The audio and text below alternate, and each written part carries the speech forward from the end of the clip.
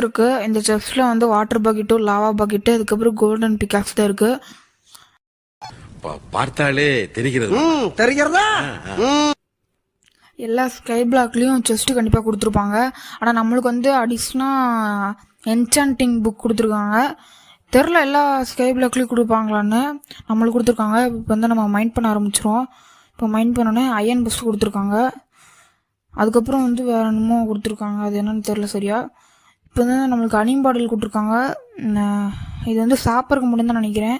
இப்போ நம்ம திருப்பி மைண்ட் பண்ண ஆரம்பிச்சிருவோம்.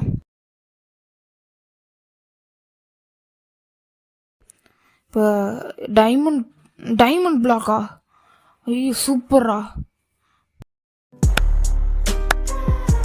ஐயோ ஐயோ தெரியும். ஐயோ ஐயோ போச்சுரா. கோல்டன் பிகாக்ஸ்ல இருக்கா? அவ்வளவுதான், நம்மள முடிச்சு விட்டீங்க போங்க.